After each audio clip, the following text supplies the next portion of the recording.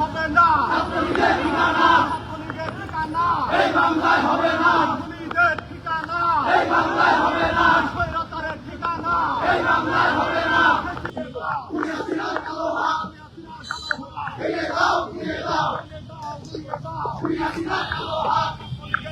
বিগত 17 বছর লড়াই সংগ্রামের মাধ্যমে আমরা খুনি হাসিনাকে বাংলাদেশ থেকে বিতাড়িত করেছি। বাংলাদেশে খুনি হাসিনা 2008 সালে আন্তর্জাতিক চক্রান্তের অংশ হিসেবে একটি 2008 সালে নীল নকশার মাধ্যমে বাংলাদেশের গণতন্ত্রের পথ রুদ্ধ করে দিয়েছিল। প্রিয় ভাইরা আমার, 2014 সালে 153 জন এমপি বিনা প্রতিদ্বন্দ্বিতায় সংসদে গিয়ে এই সংসদ মহান জাতীয় সংসদকে তারা কলঙ্কিত করেছিল। 2018 সালে তারা নিশিরাতে ভোট ডাকাতির নির্বাচনের মাধ্যমে বাংলাদেশকে অন্ধকার গহ্বরের দিকে নিয়ে গেছিল। প্রিয় ভাইরা আমার, 2024 সালে বাংলাদেশের জনগণের মতামতকে উপেক্ষা করে বাংলাদেশের জনগণের মতের প্রাধান্য না দিয়ে বাংলাদেশের জনগণকে দমন পীড়ন করে 2024 সালে একটি পাতানো আমিরামি নির্বাচন আয়োজন করেছিল। প্রিয় ভাইরা, কিন্তু বাংলাদেশের সমগ্র বাংলাদেশের জনগণ ওই তথাকথিত ওই কালো নির্বাচনকে প্রত্যাখ্যান করেছিল। কিন্তু আওয়ামী লীগ ওই নির্বাচনের মাধ্যমে গণতন্ত্র হত্যা করতে চেয়েছিল। প্রিয় ভাইরা আমার, কিন্তু 2024 সালে জুলাই আগস্ট আন্দোলনের মাধ্যমে বাংলাদেশের জনগণ খুনি হাসিনাকে প্রতিহত করেছে। প্রিয় ভাইরা আমার, বিগত 17 বছর লড়াই সংগ্রামের মাধ্যমে আমাদের অসংখ্য ভাই গুম খুনের শিকার হয়েছে। আমাদের শহীদ নুরে আলম, জনি বাপ্পি সহ অসংখ্য ভাইকে এই লড়াই সংগ্রাম করতে গিয়ে প্রিয় ভাইরা আমার জীবন দিতে হয়েছে। আমাদেরকে কারাবরণ করতে হয়েছে।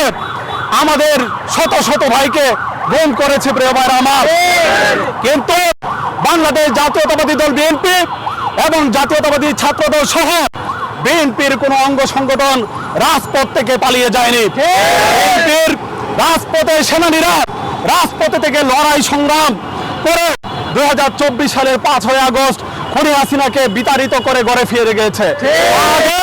বাংলাদেশের জনগণ এবং বিএনপির নেতাকর্মীরা, জাতীয়তাবাদী ছাত্র দলের কোন নেতাকর্মী রাজপথ থেকে ফিরে যায়নি। 2024 সালের জুলাই আগস্ট আন্দোলনে বাংলাদেশের অসংখ্য জনগণ আত্মহতি দিয়েছে।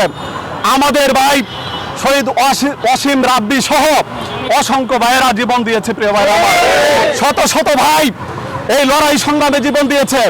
আমি বলতে চাই, যে খুনি হাসিনার হাতে বাংলাদেশের জনগণের রক্ত, যে খুনি হাসিনার হাতে জাতীয়তাবাদী ছাত্র দলের নেতা কর্মীদের রক্ত, যে খুনি হাসিনার হাতে বিএনপির নেতা কর্মীদের রক্ত, সেই খুনি হাসিনা এবং সন্ত্রাসী ছাত্রলীগকে বাংলাদেশের বুকে কোনো ধরনের রাজনীতি করতে দেওয়া হবে না।